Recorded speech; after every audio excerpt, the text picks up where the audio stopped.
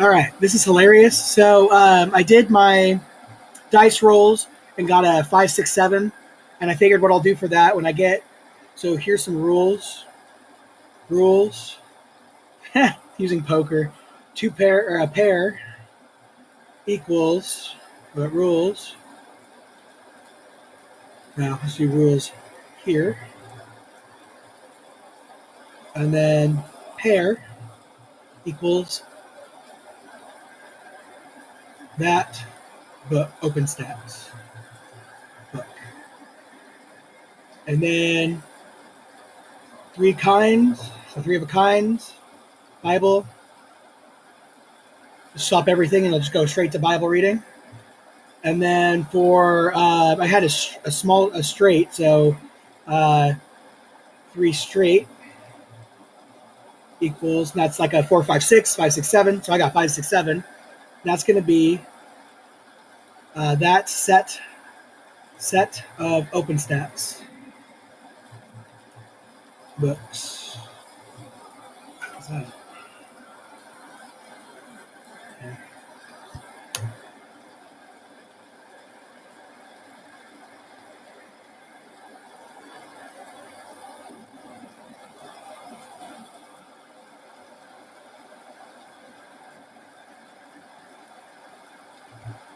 Three Bible times 3. So I'll do 3 AVs. There we go. That makes it fair, I think. I like that. That's fun. I can't wait to show my grandma and my aunt that. That's super fun. That'll be really fun when I get to fictional writing, because I'm going to break it down into genres. So then I'll have a number for that, and then I'll do another number for. So maybe I'll have a 3x3 matrix where I do 3 of each. So I'll have like the first one will be based on the number of the genre. So there'll be 3 of those, and then there'll be one on maybe like a coin flip. No, not a coin flip. I don't like that.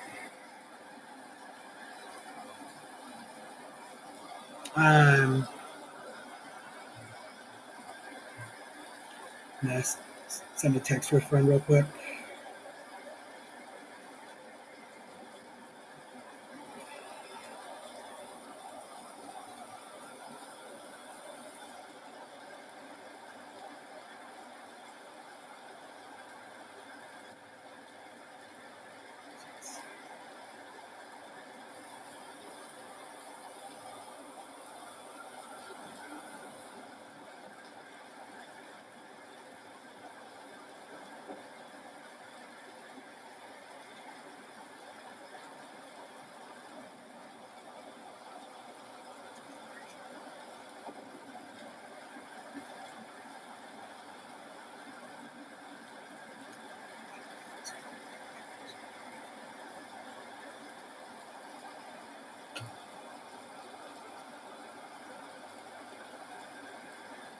Okay, sorry. Cool.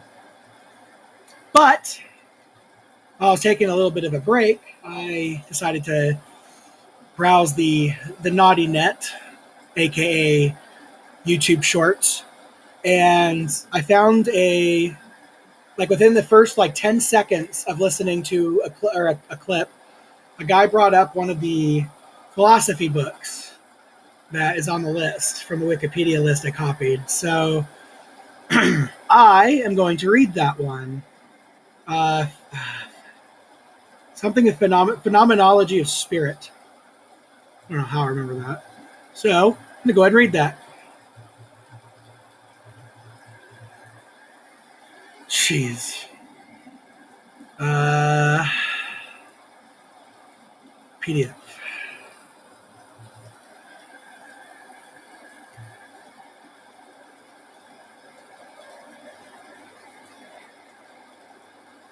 $631 pages. Oh, okay. This will be a little bit of a project.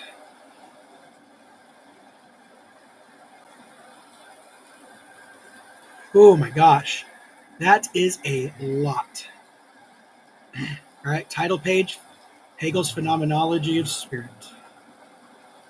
On 2? Yes, at 2. Translated by A.V. Miller with analysis of the text and forward by J.N. Findlay. Hegel's Phenomenology of Spirit. Phenomenology of Spirit by G.W.F. Hegel. Translated by A.V. Miller with analysis of the text and forward by J.N. Findlay. FBA, FAAS. I'll have to go figure out what those are. Okay, I'm not going to worry about any of this stuff. Forward. The Phenomenology of Spirit, first published in 1807, is a work seen by Hegel as a necessary forepiece to his philosophical system.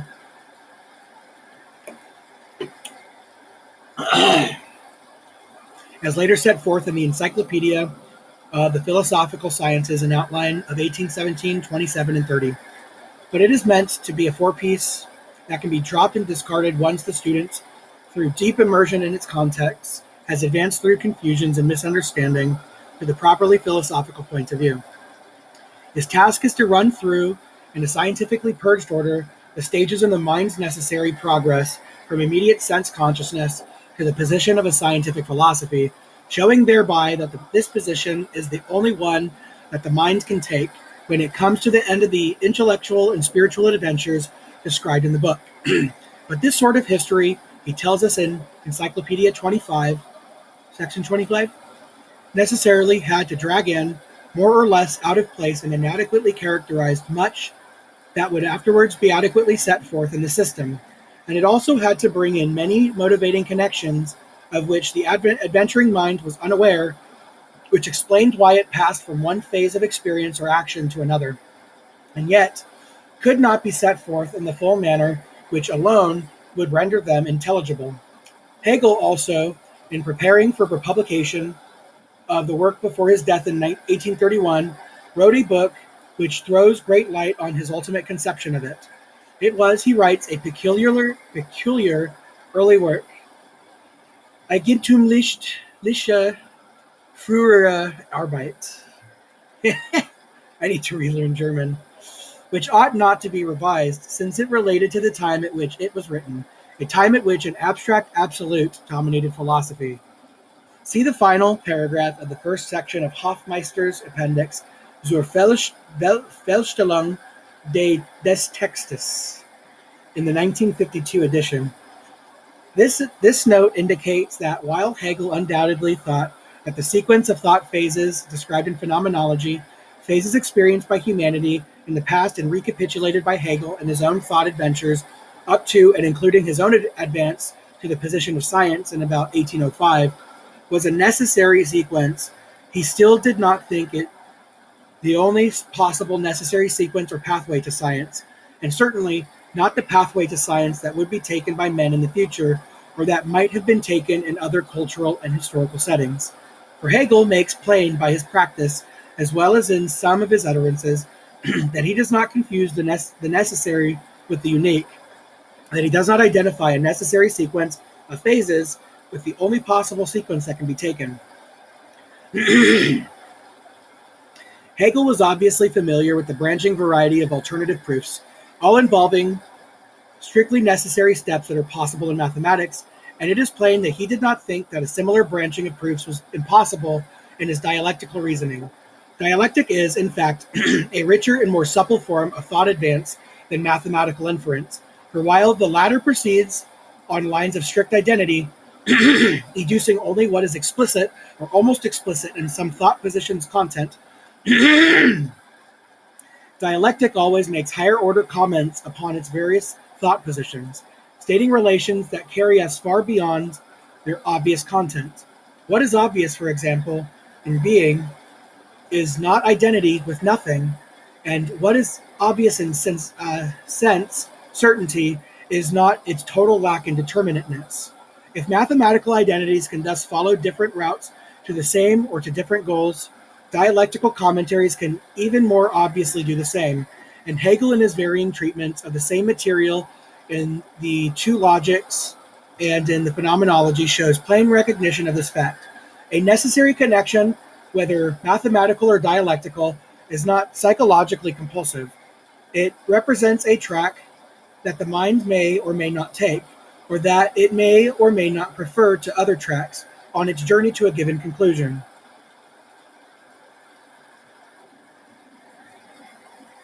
There is no reason, then, to think that Hegel thought that the path traced in the Phenomenology, though consisting throughout of necessary steps,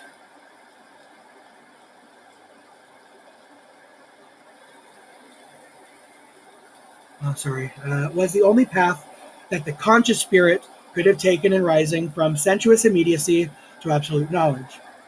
It was the path that he had been taken by the world spirit in past history, and that had been rehearsed in the consciousness of Hegel, in whom the notion of science first became actual. But this involved no pronouncements as to what pathway to science would be taken by men in the future, nor as to what pathway would have been taken in other thinkable world situations. For Hegel admits an element of the sheerly contingent, and therefore also of the sheerly possible, in nature of history. The sequence of phases to be studied in the Phenomenology, therefore, involves a fine blend in the contingently historical and logically necessary. Its successive phases bring out what is logically implicit in its earlier phases, in the Hegelian sense of representing throughout an insightful higher-order comment on previous content, but they also only bring out a series of implications actually embodied in past history and in Hegel's own thought history. Hegel, we know, did not desire to step out of his own time and his own thought situation. The philosopher, as he was later to say on page 35 of the preface to Philosophy of Right, is necessarily a son of his own time, and his philosophy is that time comprehended in thought to seek to transcend one's time, and is only, he says, to venture into the soft element of fancy and opinion.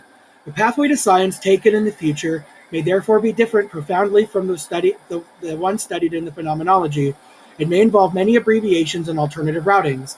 It is not, however, profitable to consider such for us empty possibilities. The path to be considered is the one actually taken in the past and terminating in the present. It is, however, for all that, a path involving necessary implications and developments which will be preserved in all paths taken in the future and in the terminus to which these lead. For, on Hegel's view, all dialectical thought paths lead to the absolute idea and to the knowledge of it, which is itself. It is necessary in considering the Phenomenology, as in considering all Hegel's other writings, to stress this initial point. You know what? Hold on, before I go on. I don't know what phenomenology. So phenomenon, obviously. So the study of phenomenon? Jeez.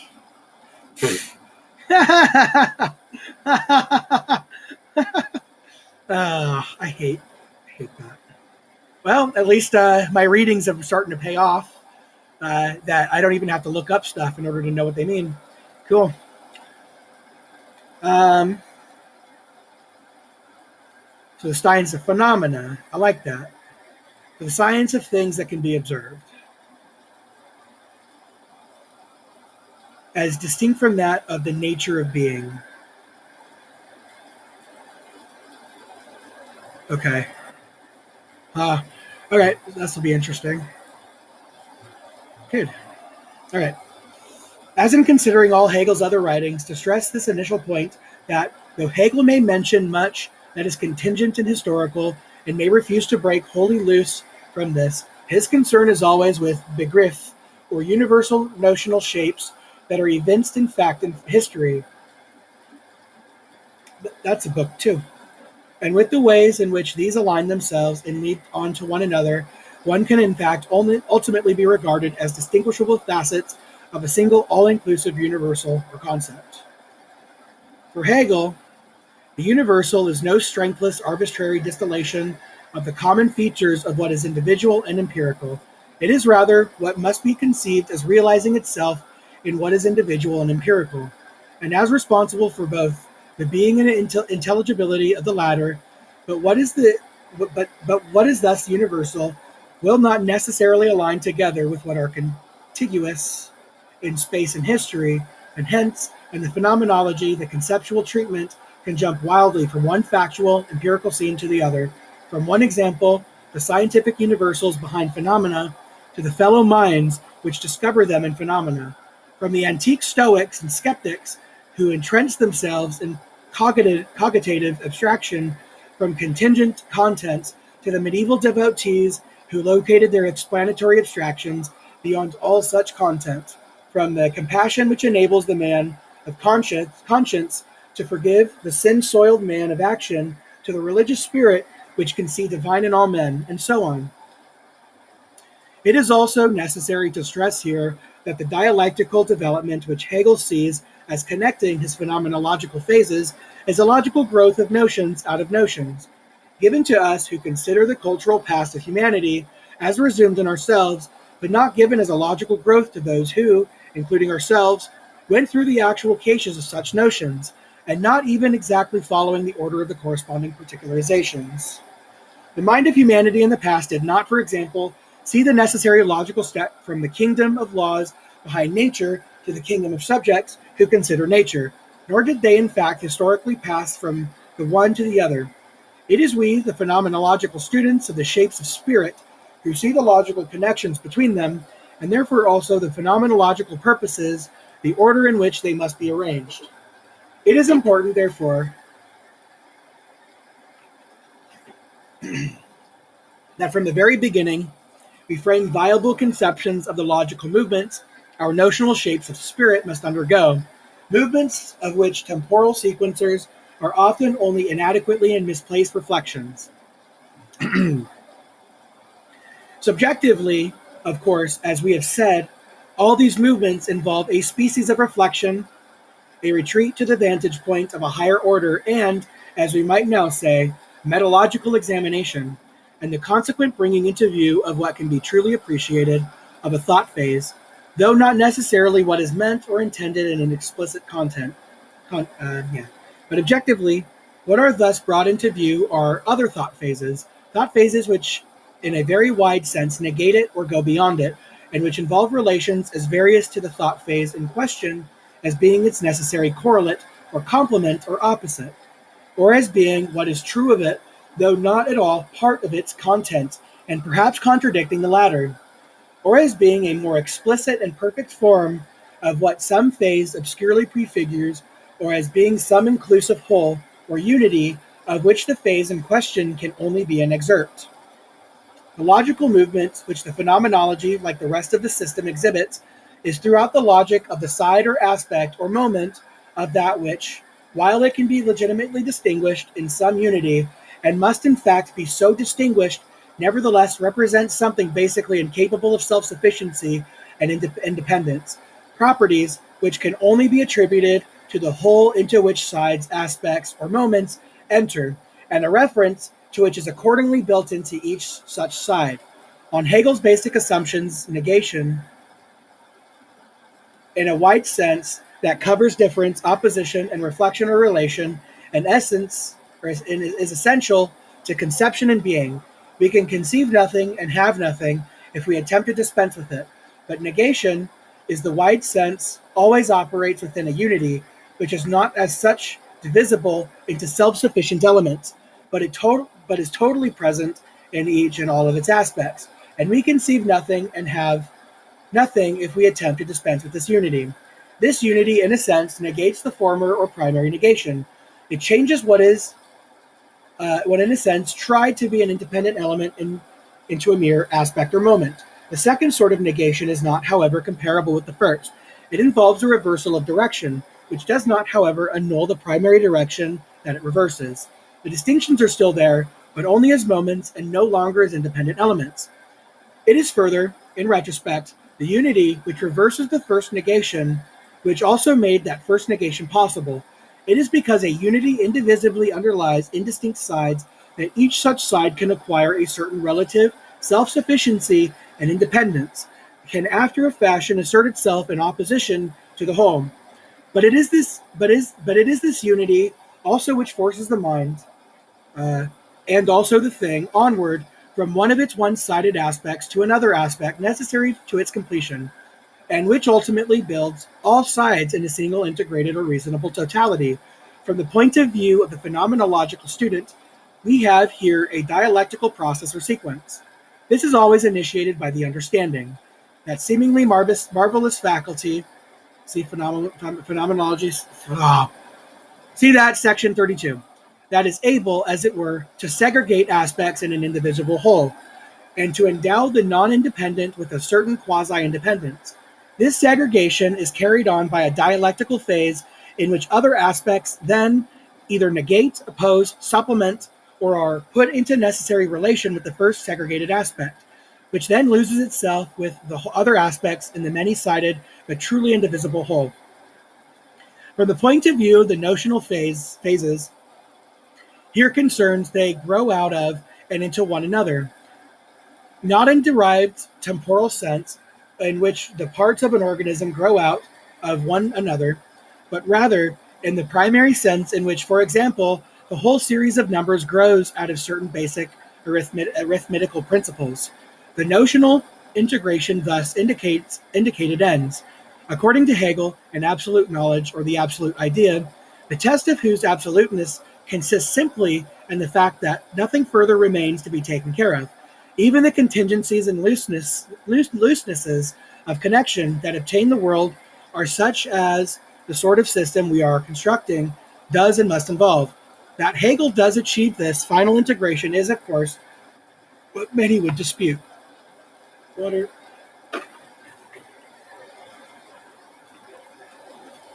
There is, however, yet another sense in which the phenomenology is concerned only with notions or concepts, with universal shapes of spirit, and only indirectly with the individual substances of such shapes.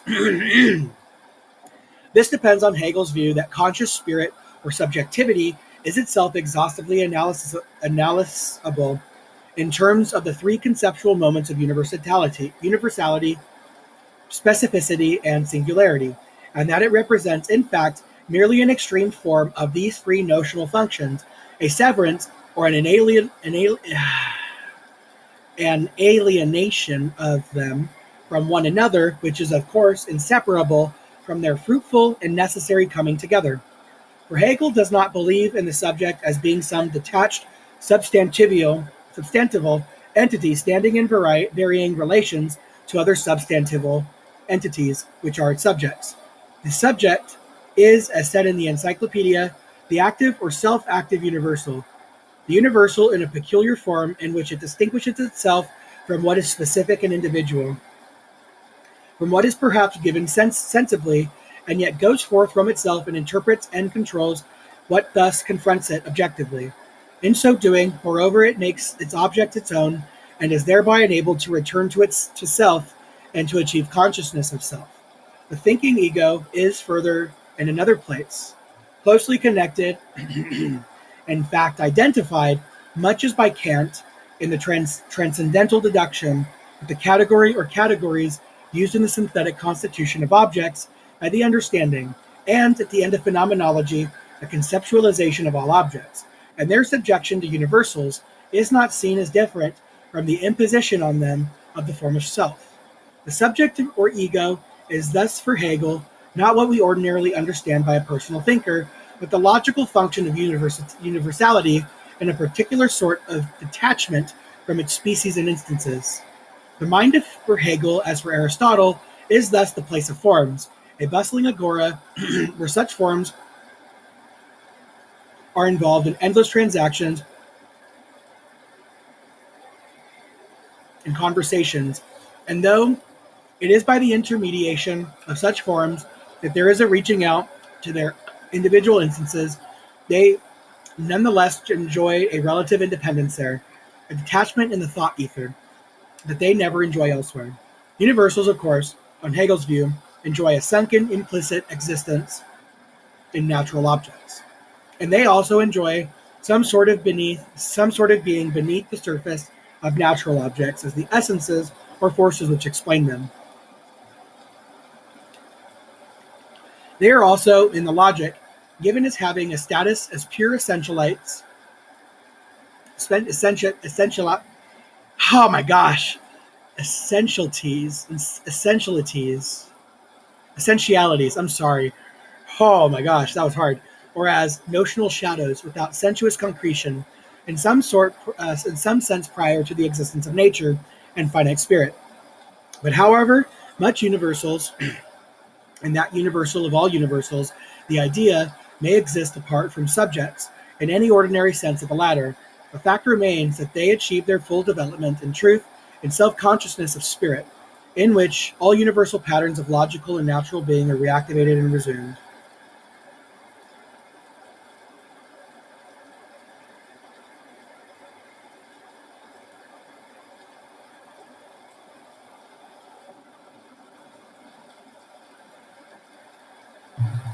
The life, then, of conscious spirit, whether it in the phenomenology of spirit or the later philosophy of spirit, is arguably only a series of phases in which one or other of the moments of the notion is detached as subjective from the rest, which are thereby extruded into objectivity, and which are then, again, reintegrated with the moments remaining in the subject, again extruded and again reintegrated in an endlessly developing rhythm. Those who know Hegel well and are aware of the profound connections of the phenomenology with the later system, which is in fact all there in the Jaina writings, will know how mistaken are all those who think of the phenomenology as merely a contribution to existential phenomenology, to which the later system is largely irrelevant. From first to last, Hegel conceived everything in terms of the self-active Begriff and Idee, and his thought is as remote from the personally concerned thought of the existentialists as from the grandiose suprapersonal ego of Fichte. These types of thought can, of course, be found encapsulated in Hegel if one likes to look for them, since he includes what he transcends and even includes what he will transcend once his epigoni have formulated it. Compare, for example, his dialectical anticipations of Mill's views on induction and of the logical atomism of Wittgenstein and Russell. But what Hegel brings in as a phase in an ongoing dialectic is not, of course, his last word on the subject. One more word before we begin our introductory survey of the actual content of the phenomenology, since the phenomenology studies a particular path from immediate sense experience to all-grasping Wissenschaft, which is also the path distilled in Hegel's experience. From the previous experiences of the world spirit, there will be much in that path that would be illuminated by knowledge of the personal history of Hegel. We ought to know why he was impressed by certain notional entailments and affinities and not by others. In part, we do have considerable light on this topic. We understand, for example, how the love between him and his sister Christina caused him to stress the role of sisters in ethical life. We understand his interest in the Antigone from his schoolboy studies at Stuttgart, and we understand his interest in the French Enlightenment and Revolution from the provincial position of continental Germany. Both historical phases counted for much less in Britain. There are also difficult allusions in his treatment of the unhappy consciousness, which Rosencrantz convincingly illuminated. But there remains much in phenomenology which is enigmatic, and one cannot always see why the route to absolute knowledge should wind through just these particular thickets. Hegel was in fact a writer of literary genius, and one swayed in his choice of words by a burgeoning unconscious. Once he departed from the dispiriting atmosphere of Bern and Frankfurt, and ceased writing such relatively dull, much overstudied writing as he produced there, and afflatus obsessed him in the Jaina lecture rooms, and afflatus perhaps unique in philosophical history, which affected not only his ideas but his style, and which makes one at times only sure that he is saying something immeasurably profound and important, but not exactly what it is. I am in this position despite help regarding the two intelligible worlds in the section on force and understanding. To comment on Hegel fully would therefore require the same sort of psychological and metapsychological treatment that has long been practiced on an essentially wrapped man like Shakespeare, or on such a Gallic genius as Rimbaud or Mallarmé. Despite the sensitive work of John Hippolyte, we are far from having anything like a really full commentary on the phenomenology. The general remarks that I shall now make will therefore yield only a very inadequate prefatory illumination. We shall begin our treatment of the Phenomenology with the introduction, ignoring the beautiful and famous preface, which was in fact only added when the book was complete, and which was meant to introduce not only the Phenomenology, but the whole system. The point of the introduction is simply to give a preliminary conception, justified only when the work would be complete, as to how a study of the shapes of mind, leading one on from immediate experience to what claimed to be scientific knowledge, could succeed in dissipating doubt as to the real possibility of the whole venture, might not the finally corrected shape which emerged from such a process be as remote from things as they in themselves are, as the first uncorrected immediate shape? And how could the projected work abolish Kant's view that an examination of human knowledge only shows that not that such knowledge can really reach some standpoint where the absolute or the thing in itself will be accessible to it, but that this is forever and in itself impossible, that there are and must be aspects of things that we can indeed conceive negatively, or perhaps have beliefs about, but of which we can never have knowledge? Hegel's criticism of this critical view of knowledge is simply that it is self-refuting, that it pronounces, even if negatively, on the relation of conscious appearances to absolute reality.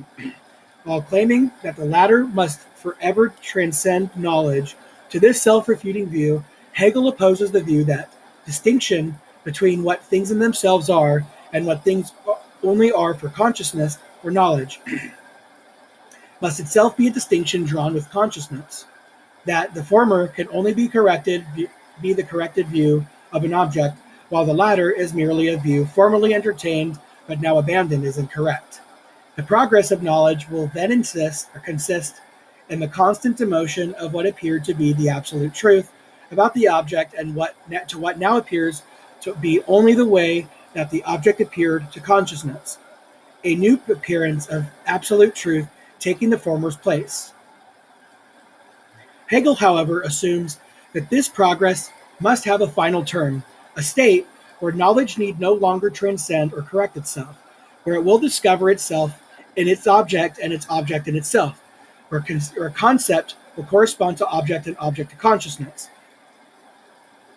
Okay, what's that?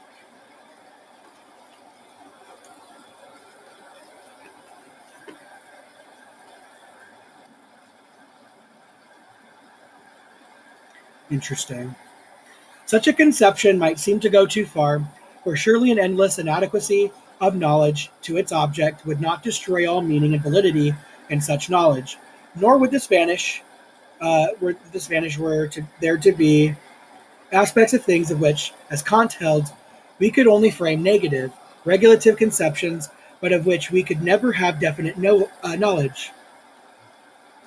Hegel will, however, marvelously include in his final notion of the final state of knowledge the notion of an endless progress that can have no final term, for he conceives that precisely in seeing the object as an endless problem, we forthwith see it as not being a problem at all.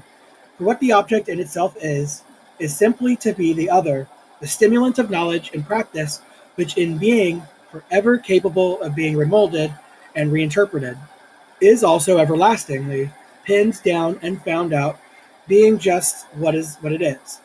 The implication of all this is that the teleological view of objectivity as being intrinsically destined to be interpreted and controlled by consciousness will prove on a sufficiently deep examination to be so wholly appeasing and satisfying that no shadow of the hidden or inexplicable will remain to haunt us. We shall then be in a fit state to investigate the essentialities of being set forth in the logic and the subsequent self-externalization of these essentialities in the philosophies of nature and spirit. Whether this Hegelian view of the role of the object as a mere inspirer of spiritual effort is valid may of course be questioned. There would certainly seem to be obscurities and consequences and dysteleologies in our world which demoralize rather than stimulate spiritual effort. We shall not, however, consider these contemporary depressants, which Hegel, as a German romantic, could not have envisaged. The introduction in its final paragraphs makes the further important point that the lessons that the consciousness learns in its continued experience of objects are not for it a continuous course of lessons. It conceives that it is a constantly passing to some new and unrelated object, when it is only seeing its previous object in some novel critical light. It is not, for example, aware, as previously said, that the consciousness of an order of mutually conscious persons is what was implicit in the awareness of laws, forces, and other essentialities behind the phenomena of nature. It is we, the phenomenological students, who see the deep notional continuity in what is for it a kaleidoscope of objects. It is important in what follows that we should always distinguish between the actual transitions occurring in conscious experience and the logical transitions that the phenomenologist elicits from these latter. In sections A on consciousness, Hegel explores three relations of conscious subjectivity to its object: the sense certainty, which merely confronts an object in what seems to be its rich individuality without making anything definite of it; the perception, where it begins to distinguish properties or qualities in the immediately given, but is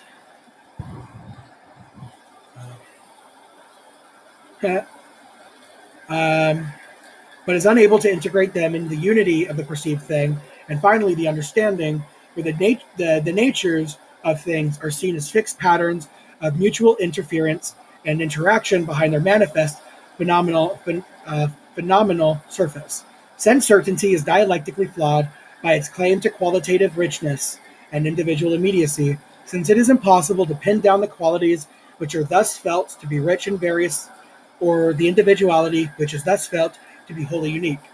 For in the flux of experience, one quality is constantly yielding place to another, and it is impossible to seize what is individual by pointing gestures or by demonstrative words such as this, here, now, I, etc., which are all irremediably general in meaning.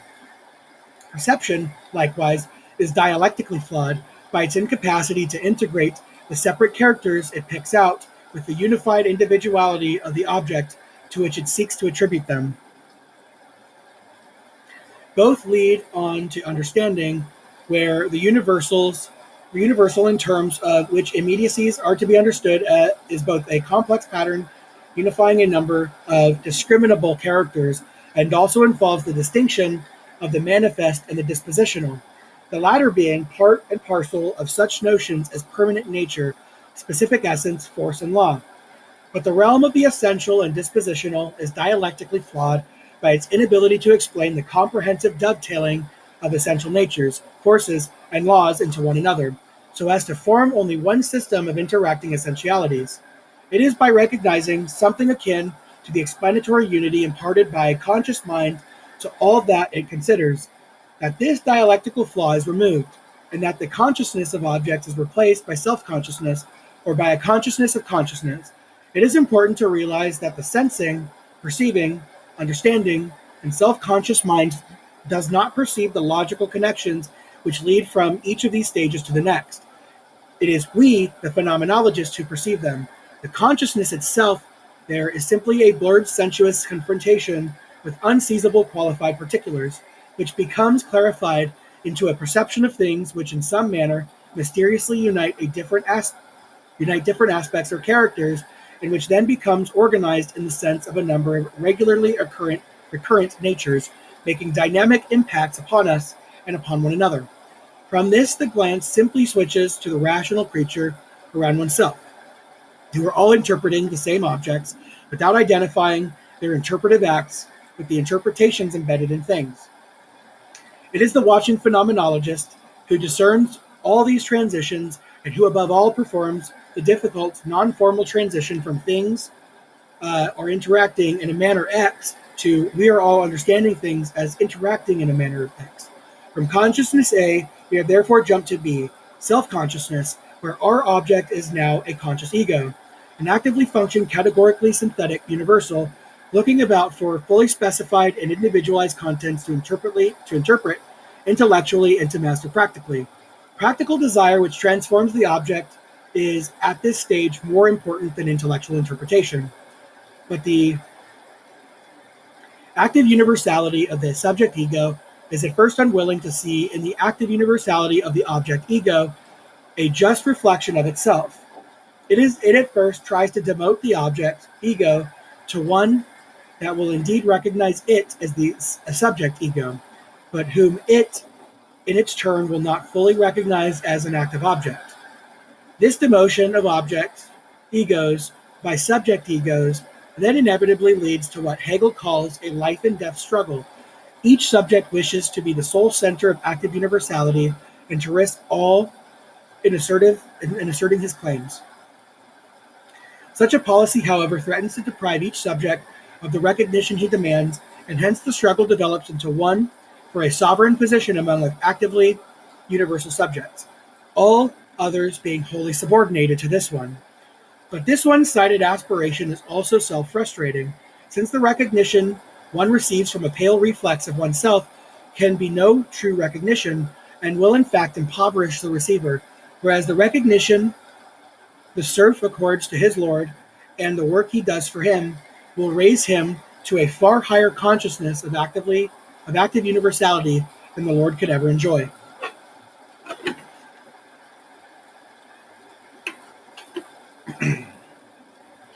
Obviously, the flawed, imperfect universality, where every subject desires sovereignty only for himself, the second occurrence of the variable not being independently quantified, necessarily corrects itself in the unflawed universality, where every subject recognizes and promotes active universality in every subject, where all men equally recognize and cooperate with one another.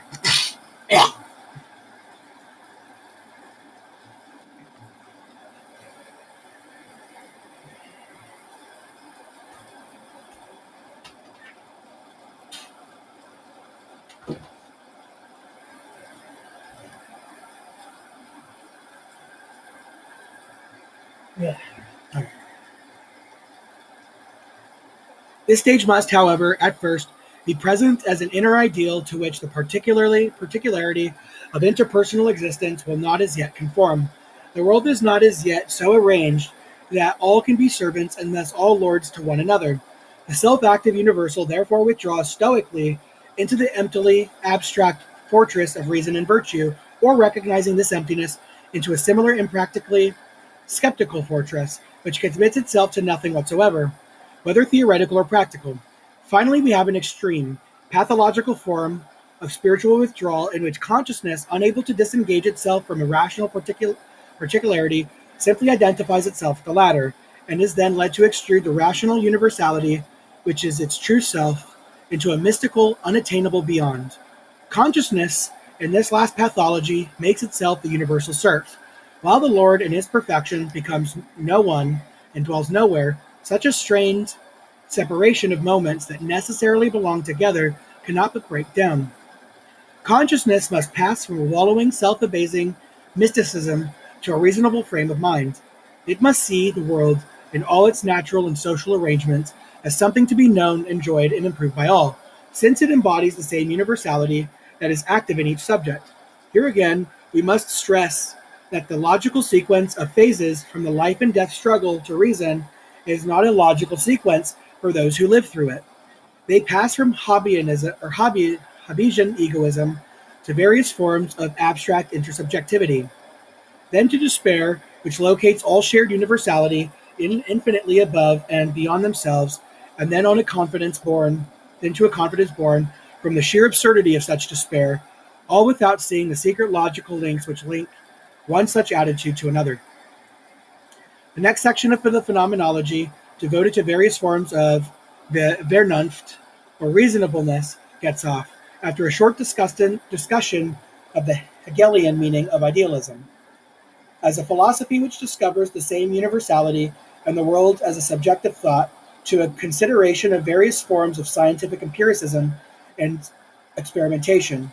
This is not the same as the projections of the understanding studied in those sections, since the scientific understanding is now conscious and confident, even if obscurely, of its own methodological procedures. We start with the observational study of nature, in which the universal in the mind divines its own presence in the world, and it's guided by an instinct of reason to see what the presents may in detail involve. Hegel goes into a long discussion of various forms of observational description and classification, and the passage from these to the formulation of laws which involve unmanifest and dispositional factors. The discovery of such laws is wholly successful in the inorganic realm, but can only be partially successful in the organic realm, where all laws are laws of tendency and involve contingencies introduced by that universal individual. The earth, as well as all the systematic indefiniteness of teleology, the observational earth therefore directs itself inward to the true home of self-determining universality and investigates first the principles of a logic conceived in purely psychological terms, and then the wider psychologism, which deals in contingent mental traits and faculties.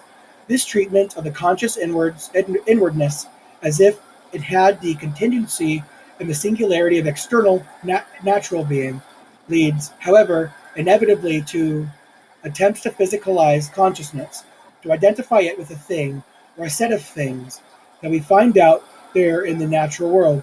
Had Hegel lived in the present age, we should now have had a long treatment of the behaviorisms of Watson and Tolman and Skinner. As it is, we are treated to a repulsively long discussion of the crude physiognomic speculations of Lavater and the phrenological fantasies of Gall. All that is important in Hegel's long attempt to make dialectical sense of these primitive exercises is the final outcome.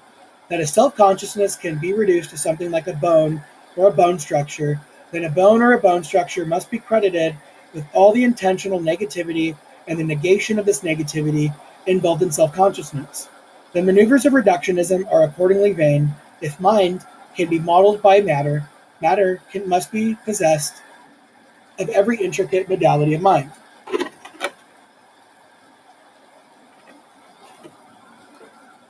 Nothing has been achieved by the reduction, and since the phenomena of self-consciousness are richer and more intrinsically intelligible than the limited repertoire that we ordinarily ascribe to matter, it is matter rather than mind that is thereby reduced. This conclusion is what Bertrand Russell would call malicious. Hegel, however, is not ashamed of the vengeful ingratitude of consciousness and spirit. It overreaches its pitiable other and reduces it to itself. Hegel now characteristically moves from a reasonableness concerned to discover itself in objects to a reasonableness concerned to impose itself on objects through overt action. After a few initial moves, which anticipate that which really only emerges at the state of the spiritual, Hegel begins by discussing the hedonistic approach to the world. The reasonableness, which makes everything in the world, including the body and soul of another person, minister to one's own satisfaction. This attitude breaks down in a manner analogous to the seemingfulness of sense certainty. It condemns the hedonist to an endless, hollow search for new pleasures, while never provide a lasting content for self-consciousness. The hedonistic life, therefore, dissolves into the romantic life of the heart, a life which espouses grand projects, which in their extravagance measure up to the sweeping universality of self-consciousness, but which inevitably clash with the equally grand life projects of others. The game of the heart then yields place to the greater game of virtue, of the keeping of oneself pure in quixotic scruple and total indifference to the way of the world. This game, however, also interferes with the parallel quixotism of others, and with the sensible non-quixotism of the ordered social world, which is more truly universal than the cult of personal virtue. The dialectic then swings over from arbitrary subjectivity to the arbitrary objectivity of seklichkeit. A man identifies himself with a sacha, a thing or a task which is his own, and which he pursues without regard to external success or approval. Everyone else is similarly supposed to be devoting himself to his own sacha. Such disinterested fulfillment of tasks rests, however, on self-deception. Its disinterestedness is always held up for the admiration of others. It is. Oh, ouch. Hold on one sec. That hurt.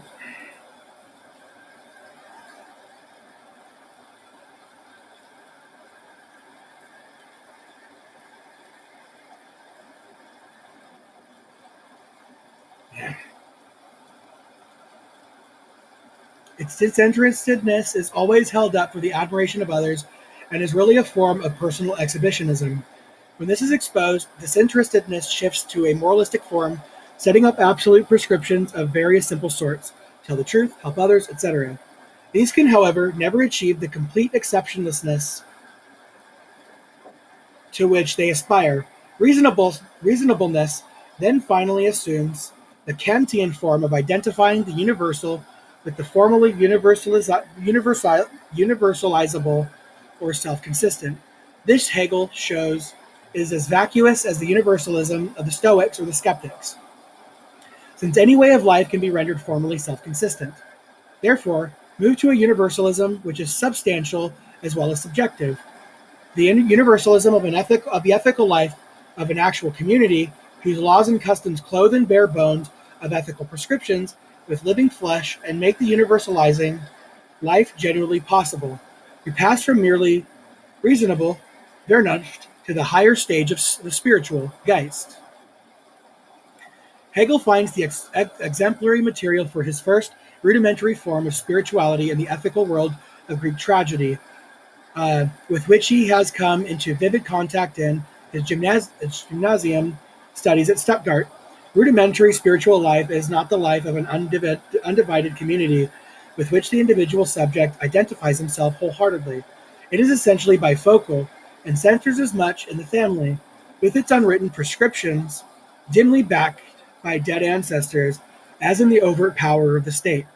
With its openly proclaimed daylight laws, the law of the family is a divine law, a law stemming from the underworld of the unconscious and the interpreted by the intuitive females in the family. The state law is, on the contrary, human, and is proclaimed and enforced by mature males. Hegel makes plain that these two laws must at times clash. The theme of the Antigone and other tragedies. Okay. In the case of such clashes, the individuals incur guilt, whatever he may do. Obviously, Hegel has here seized on a very profound source of disunity in ethical spiritual life. The clash between the self-transcendence, which is deep, but also tinged with contingent immediacy, and a self-transcendent, which is extended indefinitely, but in that very extensively necessarily lacks depth. The truly moral life to which we must advance will be as deep in its care for individual problems and circumstances as it is wide in its concern for anyone and everyone. For the time being, however, the rent life of the primitive ethical community must yield place to a spiritual life where all intimacy is dissolved. Hegel here chooses for all illustration the atomistic life of imperial Rome, where every man counts as no more than a property owner, and the state laws merely concern the ownership and transmission of property. Such an atomistic community, to which all individual needs and characters are indifferent, necessarily culminates in a more or less arbitrarily selected imperator or world master, whose relation to the community is external and quite void of anything like family depth and warmth. The removal of intimacy, of warmth, or soul from the mutual recognition of the community's members must, however, necessarily give rise to a sense of distance, of estrangement, or alienation from the community. The latter may represent the individual's true self, but he cannot find himself in it. If Hegel has chosen imperial Rome as his first example of such alienation, he now leaps to 17th and 18th century continental Rome, with its dazzling French center, for one of his most fascinating and brilliant phenomenological studies. The jump here taken shows how little the phenomenology is an eidetic reconstitution of history, and how much it is concerned with spiritual stances that are very widely scattered, for example, in Hellenistic Greece, India, and the time of Buddha, contemporary America, etc. In the immense central section of Spirit, in which Hegel discusses alienated spirituality, there are two central focuses: the focus of enlightenment, Aufklärung, representing the abstract communal life of a mutual recognition and shared use of facilities which never becomes intimate, and the focus of faith or belief, Glaube, which in a dim and confused way strives to overcome the abstraction which leads to alienation and to return to the intimate concreteness of tribal and family life.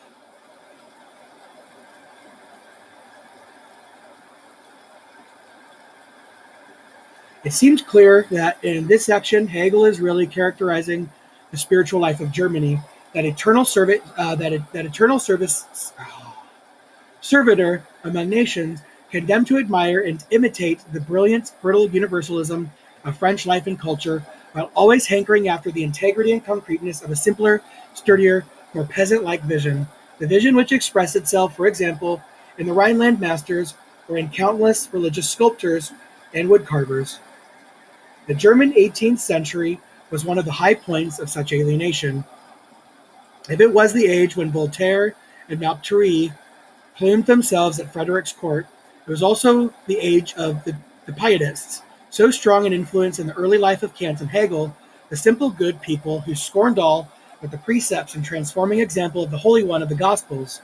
The simple man of virtue and good sense, whom Hegel depicts as struck dumb by the ruthless wit of the French salons, is arguably the eternal German visitor, struggling to unify the cultivated negations of a disintegrating society which he admires but only half understands, with the simple standards and principles that the folks at home still rely on and live by.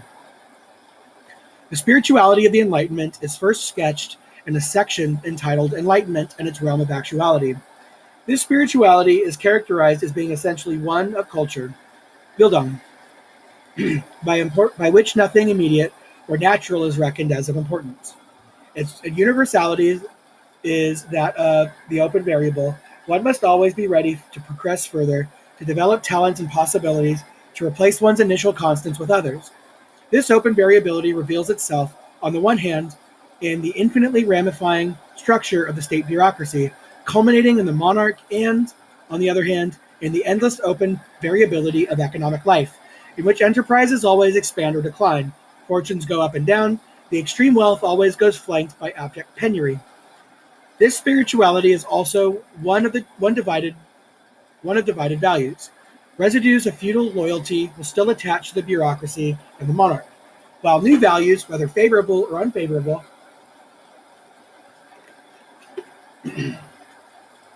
circulate about money-making and money changers. In the inner life of those who live in this alienated regime, the divided values appear in two new forms: in sophisticated Voltairean insight on the one hand, and in the deliberate unsophistication of pious belief, Glaube, on the other. These are discussed through those sections, and Hegel is mainly concerned to stress that the whole fight between these seemingly irreconcilable opponents is really a sham fight, since the generalized insights of Voltaireanism mean nothing without their concrete implementation in such lives as those of good, God-fearing people, just as the simple faith of the latter is reality. In its indifference to anything merely outward or literal, the full of critical negativity as the Enlightenment of Voltaire. The Voltairean thinks religious piety is intent on icons or wafers, or historical events which never happened, whereas religious piety is as critical of vain observances or of external signs as the Voltairean, and believes only in religious events that can be reenacted in the believer's heart.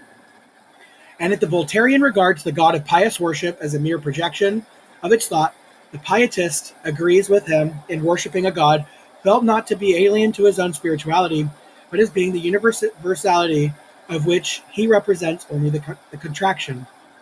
The various abstractions posited by the enlightened, whether going up by the names of matter or the supreme being, are likewise more projections of the enlightened person's thought, only more empty and the same in their total emptiness. The alienated spirituality of the Enlightenment is not, however, able to achieve a true synthesis of extrapolate universalistic insight and pious unsophistication. Its most positive achievement in the direction of the thin notion of Netflixkeit, utility. Everything in the world has then its sole justification and usefulness toward human ends, which, like anything merely concrete, generate an endless series of performances and arrangements, each exciting purely for the sake of something else.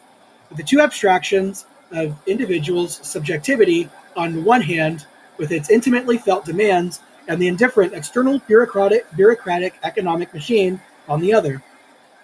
One sec.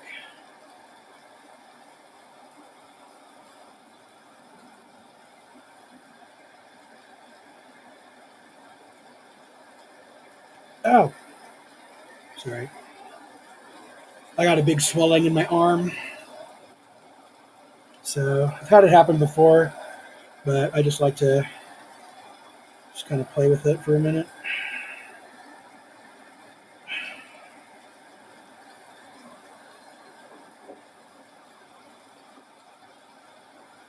Okay.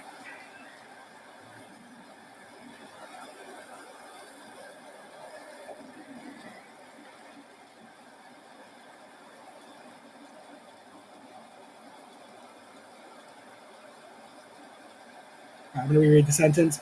With the two abstractions of individual subjectivity on the one hand, with its intimately felt demands, and the indifferent, external, bureaucratic economic oops,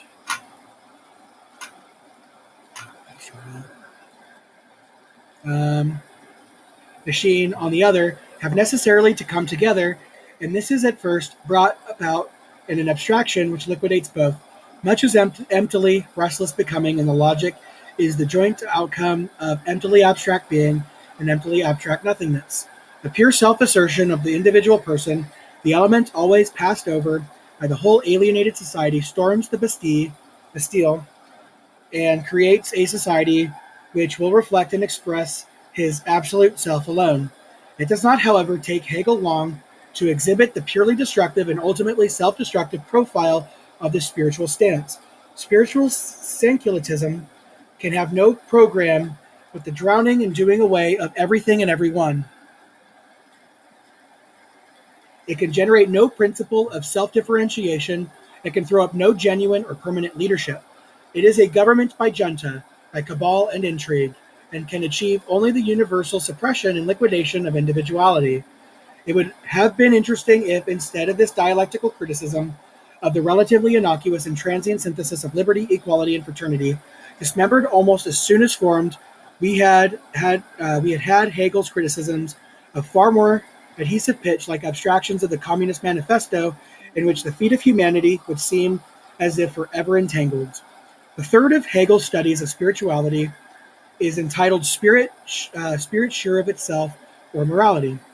Here we have a study of dutiful subjectivity, by which Hegel understands neither the personal cult of virtue, a superseded form of egoistic reasonableness, nor the blind obedience to the daylight and underground laws of the substantial ethical community, but rather a set of practically oriented attitudes representing the individual's own deep reflection on conduct, balanced by a deep respect for the parallel reflections of others.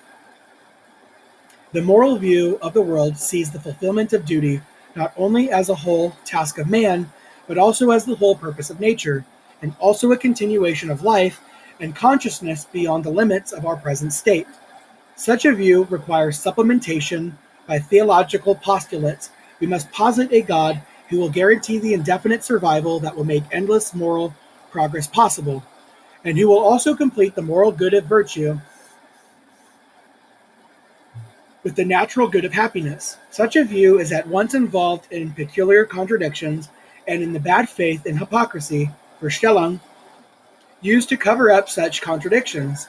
It must alternate like Sisyphus between seeming on the point of pushing the stone of its sensuousness on the high plateau of its perfect virtue, and then realizing that this would destroy rather than perfect virtue, and so sinking back once more to the bottom of the hill.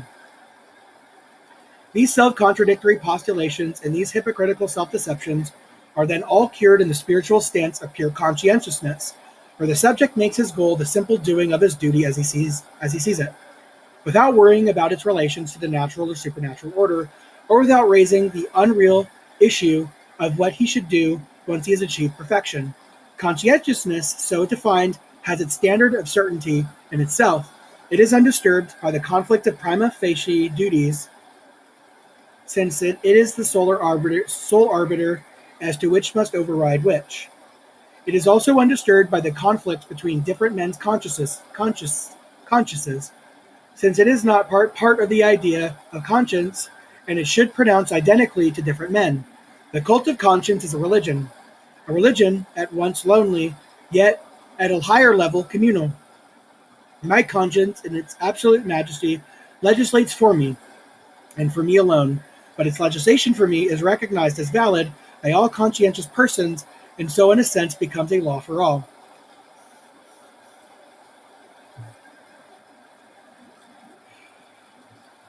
Hegel's analysis is here very profound and wholly true to what we actually think and say.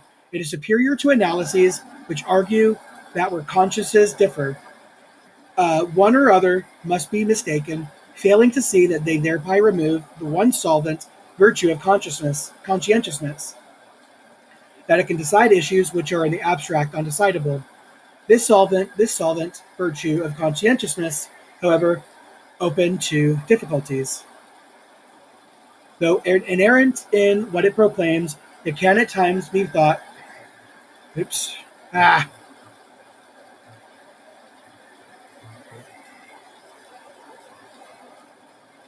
It can at times be thought to be enunciating duties when it is not really pronouncing clearly on anything, or when its presumed voice is really that of some external authority, or of some private interest, or some intellectual confusion.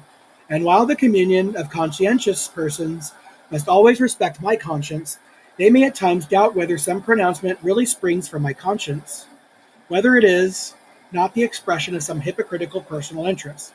Faced with this new fear of self-deceit, conscious readily takes refuge in a passive concern with problems. It prefers to wring its hands in beautiful impotence, rather than do something that may be wrong, and so violate the law of conscience. This impotent beauty of soul then confronts the other species of conscientiousness, which has dared to make difficult decisions, and perhaps goes on to condemn it, thereby, however, implicitly condemning itself. For the refusal to take a decision is itself a decision, even if of a higher order. The confrontation may, however, lead on to a higher spiritual reconciliation, that of mutual understanding and forgiveness among men who have nevertheless decided it differently. At this stage, Hegel tells us morality becomes religious. You experience a spirit at once present in, yet transcending, the difference of conscientious agents, and which is rightly thought of as superpersonal and divine. If the quarrel of consciences really ended, there would be no place for God. God exists and is active because he lives beyond any form of reasoned consensus. Hegel's Phenomenology of religion runs through all forms in which men have conceived and must necessarily conceive a spirituality which transcends their own, and which as much lies behind nature as behind the personal and social life of men.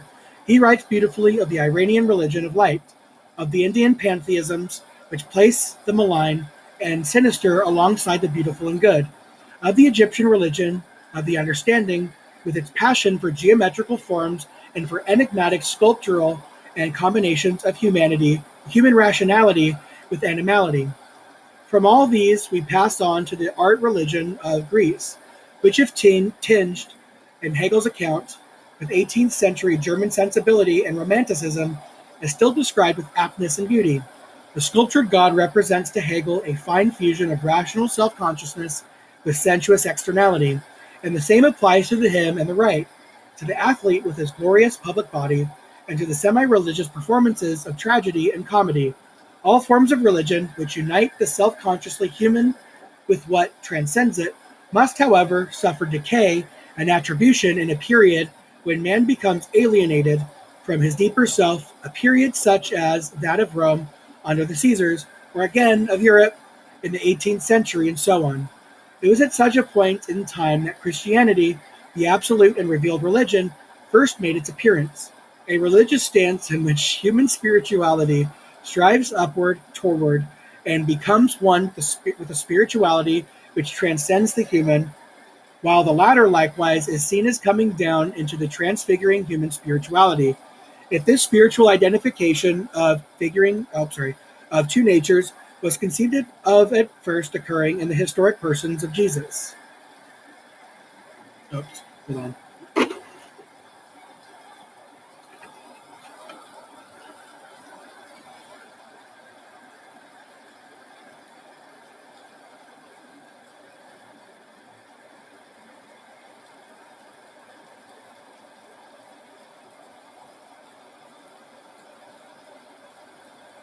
Okay.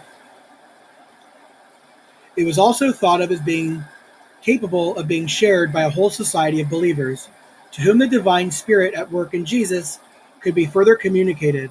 Such a union of the individual and the specific with the transcendentally universal is, of course, for Hegel, the sense and the truth of everything. It is not necessarily nor pertinent for us here to enter into a long assessment of Hegel's merits or demerits as a Christian theologian. Plainly, he saw as merely pictorial much that Orthodox Christians would see as essential to their faith, but his philosophical reconstitution of Christianity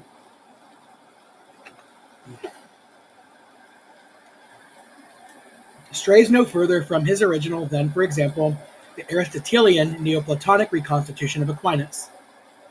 In some respects, it keeps it closer to it, for the Christianity of Germany is witnessed by countless infinitely affecting altarpieces, has always been one that could best distill beauty from agony, and which could see what was most divine in the lifting of the ordinary griefs, frustrations, and pathetic needs of men into a region that transcends the human. The Christian God is essentially redemptive, and Hegel's philosophy is essentially a philosophy of redemption, of the self-alienation that returns to self in victory. If Hegel was nothing better, he was at least a great Christian theologian. The phenomenological drama now draws to its close. Consciousness has confronted the world through the senses, described it perceptually, and construed it quasi-scientifically. It has learnt, after some initial distortions, to put itself on a level with others, and has proceeded, with their aid, to classify and explain the phenomena of nature and mind. It has also tried to contribute distinctively to interpersonal life by various personal programs of a hedonistic, sentimental, improving, absorbedly practical, and analytically ethical sort. It has become aware of the community of conscious persons as united and also dirempted by the close bonds of common ancestry and family love, and also more loosely but widely held together by governmental and economic ties. It has experienced the tensions of social positions where men are subjected to external, legal, and economic pressures, where their need for more profound communion has to be displaced to the higher plane of faith. It has worked through the various stages and syndromes of a conscientiousness that has learned to cut Gordian knots in its practical decisions and to respect others whose decisions have cut these differently. It has risen to a religion for which the active universality, the spirit which informs the teleology of nature and history, is also felt and pictured as a principle which perceives self-consciousness as in a paradigmatic man, and through the spirit were present in all men. What will now be achieved is das absolute Wissen, the perfect knowledge only consummated in philosophy, and here spoken with a brevity and a modesty which accords with Hegel's simple sense of its all-importance, for absolute knowledge is simply the realization that all forms of objectivity are identical with those essential to the thinking subject, so that in construing the world conceptually as it is seeing everything in the form of self, the self being simply the ever-active principle of conceptual universality, of categorical synthesis. In its conceptual grasp of objects, it necessarily grasps what itself is, and in grasping itself, it necessarily grasps every phase of objectivity. These are the claims obscurely stated in Kant's transcendental deduction, but they're given a one-sidedly subjective slant which is here forever done away with. Prior to this final conceptual grasp, there has been a long process in time during which the extruded concept, the self alienated from self, has been steadily enriched in its determinations until, when the process was completed, the extruded concept simply came into coincidence with the self which studies it, and time, in which the process was completing itself, was abolished, made wholly irrelevant. The beginnings of absolute knowledge occurred at a point in time when the religious view of the Middle Ages yielded to the first stirring of modern post-Renaissance thought, when Descartes made a celebrated reconnection of thinking with being. It continued through Spinoza's attribution of thought and extension to a single substance, and through Leibniz's further diremption of this substance into countless points of individual spirituality. Then followed the Enlightenment, with its stress on utility. The unmentioned empiricists are not here seen as helping on conceptual grasp. And this in its turn gave rise to the Kantian subordination of all practical ends to the demands of the rational will. The transcendental deduction here also goes unmentioned, and this to the philosophy of Fichte, where the pure self necessarily opposes itself to, yet also identifies itself with, the flux of time, and is further opposed to the frozen differentiation of space. From this, the thought of Schelling developed, where substantial being and subjective thought were alike thrown back into the abyss of the absolute, and neither enjoyed an unquestioned priority. Out of all these thought stances, the final form of conceptual grasp emerged, where the self or subject saw itself as itself the absolute, externalizing itself in substantial, objective nature, yet conscious of itself in this very act of self-externalization, and of itself, in fact, as simply being its own act of self-identification in and through such externalization. The packed thought of those sections defies reproduction in terms other than its own, and one is quite unsure that one has got the full gist of it. At this stage of grasp, the whole distinction between objective truth and subjective certitude vanishes. The notion or concept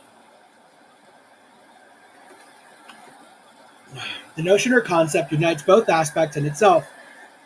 We are therefore in a position to develop the scientific system which has been our goal from the first, where notions develop purely out of notions in virtue of their own inner oppositions and mediations.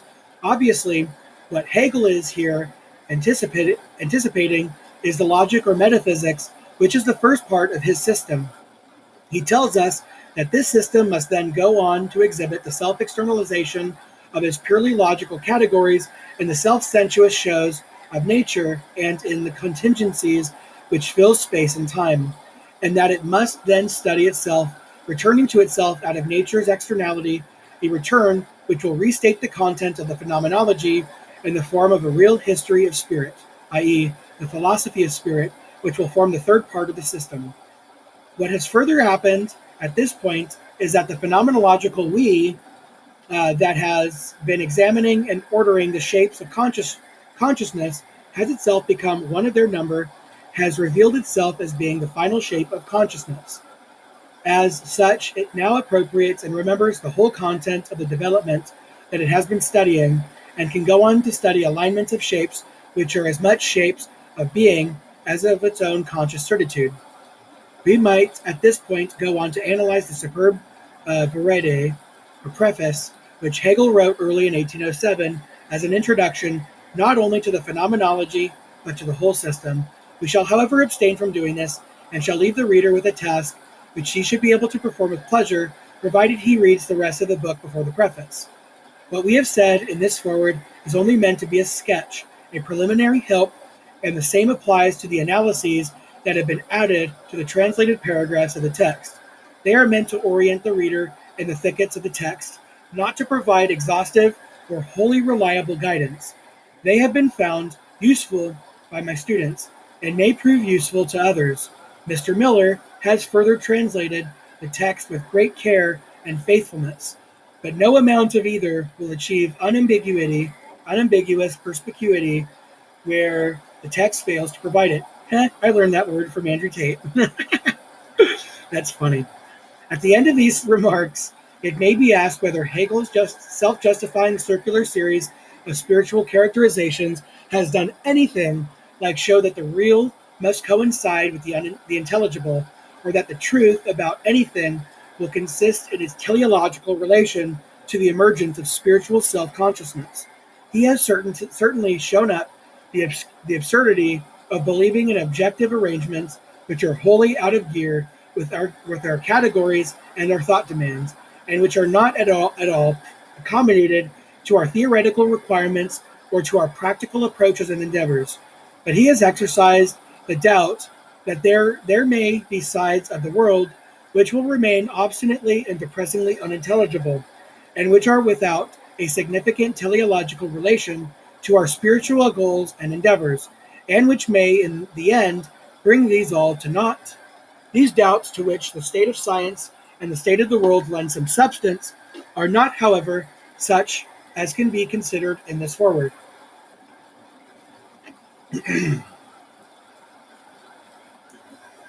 Nor is it clear by what process of reasoning, dialectical or other, they could be adequately exercised. Boston University.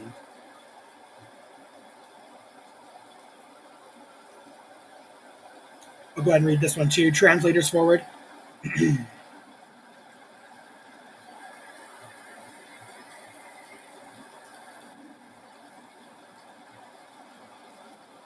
This translation of Hegel's Phenomenology of Spirit has been made from the fifth edition, edited by J. Hofmeister, and attempting to convey Hegel's thought to the English reader who has no German. I have done my best to steer a course which, avoiding loose paraphrase, departs at times from a rigid consistency and rendering Hegelian locutions where this seemed to be more helpful to the reader. I have been sparing in the use of the capitals, and in general have only used them for terms which have a peculiar I can't say it. Peculiarity. Why can't I say it? Peculiarity. Interesting. Hegelian connotation.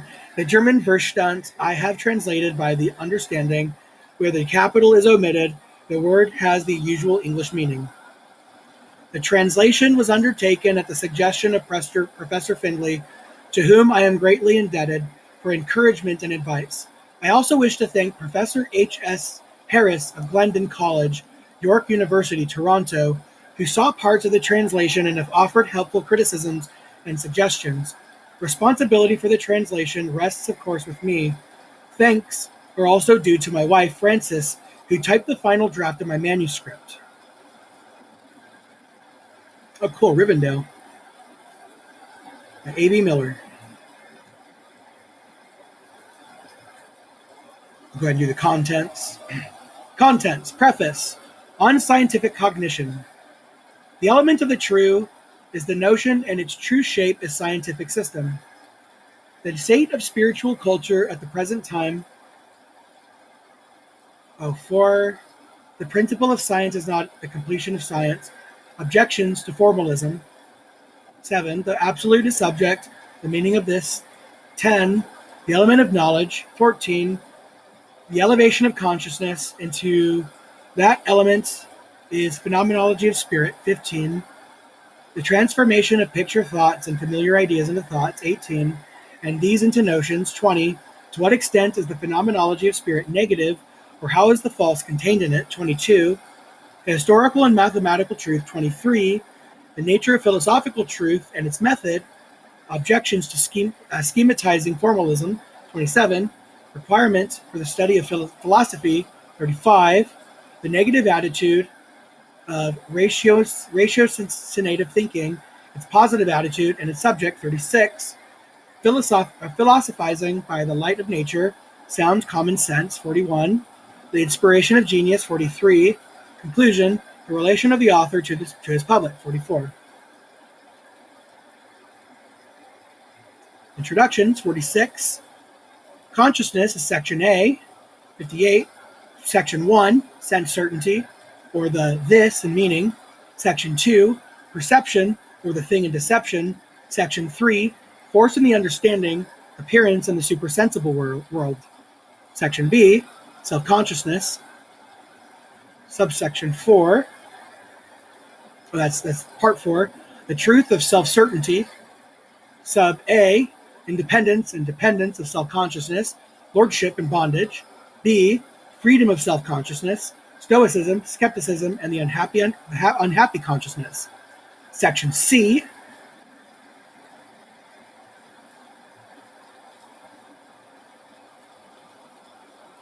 Part 5, the certainty and truth of reason. Sub A, observing reason. Sub A, observation of nature, description in general, descriptive marks, laws, observation of the organic, relation of the organic to the inorganic, teleology, inner and outer, the inner, laws of the pure moments of the inner, sensibility, irritability, and reproduction, the inner and its outer aspect, the inner and the outer as an organic shape, the outer itself as inner and outer, or the organic idea transposed into the inorganic. The organic, from this point of view, genus, species, and individuality. B. Sub B. Sorry, one sec.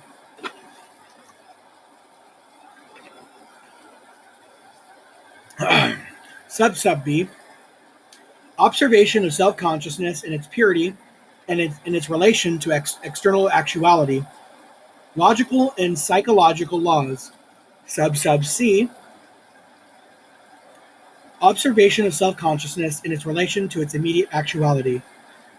Physiognomy and phrenology. Sub B. The actualization of rational self-consciousness through its own activity. Sub A. Pleasure and necessity. Sub B. The law of the heart and the frenzy of self-conceit. Sub C. Virtue and the way of the world. Sub C. Individuality, which takes itself to be real in and for itself. Sub A. The spiritual animal kingdom and deceit, or the matter in hand itself. Reason as lawgiver, or sorry, sub B. Reason as lawgiver. Sub C. Reason is testing laws. Okay? And then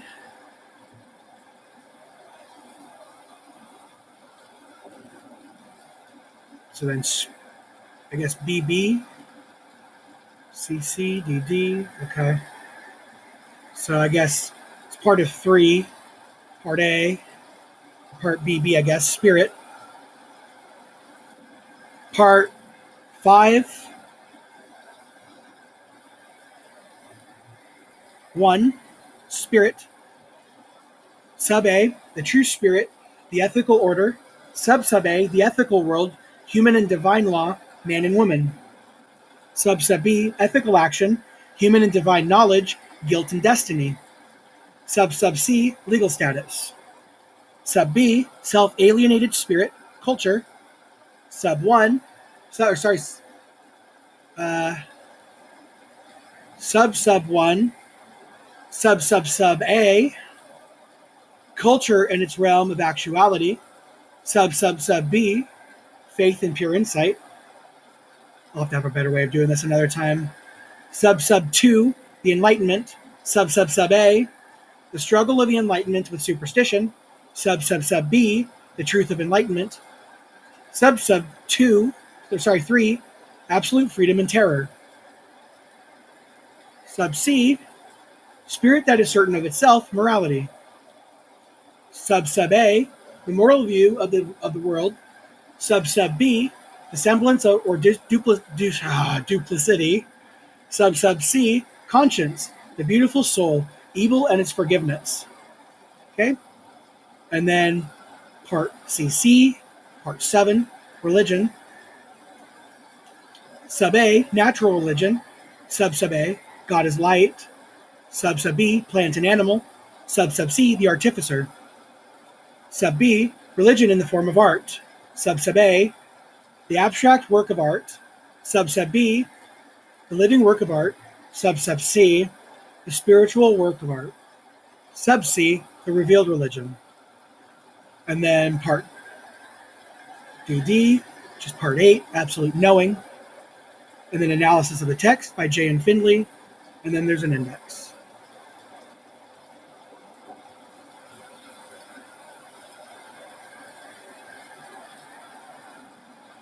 Okay. I am going to end there and start the preface after a little break.